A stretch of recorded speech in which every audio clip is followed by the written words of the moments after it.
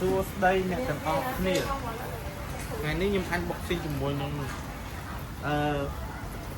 speaker មួយអ្នកគ្នា speaker នេះគេដាក់បំបុកស្រីអ្នកគ្នា speaker brand អ្នកគ្នាថ្ងៃនេះខ្ញុំអាន box speaker brand មួយគឺ brand បំបុកស្រីអញ្ចឹងបើកហ្មងអ្នកគ្នាទី1បើស្កុតថ្មីកែអ្នកគ្នា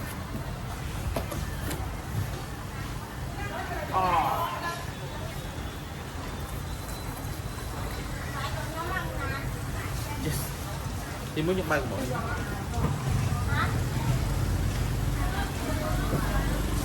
អូនេះក្រាស់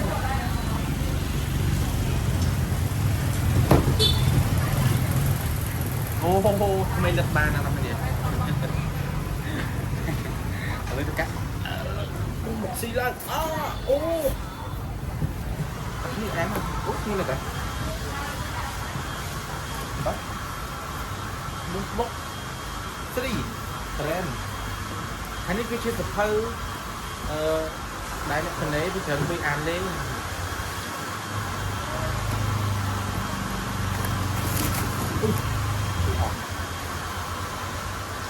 អញ្ចឹងសម្រាប់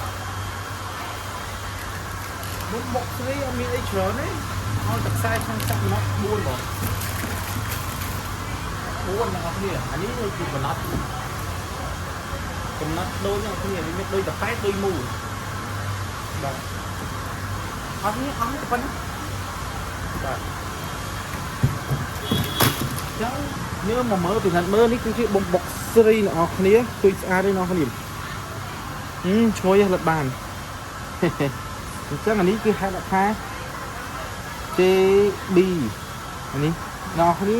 អានេះគឺជា sticker បំបុកស្រី sticker brand អ្នកគ្នាហ្នឹងហើយអ្នកគ្នាអានេះផាសៀវ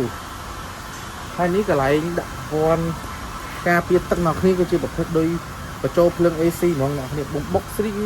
គឺបញ្ចូលភ្លើង AC ធ្ងន់អ្នកគ្នាធ្ងន់មែនតើអូចាំ100គីឡូយ៉ាងអូចាប់ដៃអែមែនតើអ្នកគ្នា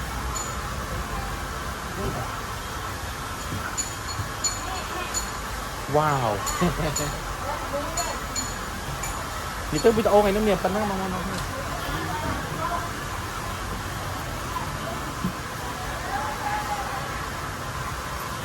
បាទអរគុណច្រើនដែលគាំទ្រដែលជួយកំពុងមើលអរគុណច្រើនដែលអ្នកនរគ្នាយកពេលវេលាដល់ល្អមើលខ្ញុំ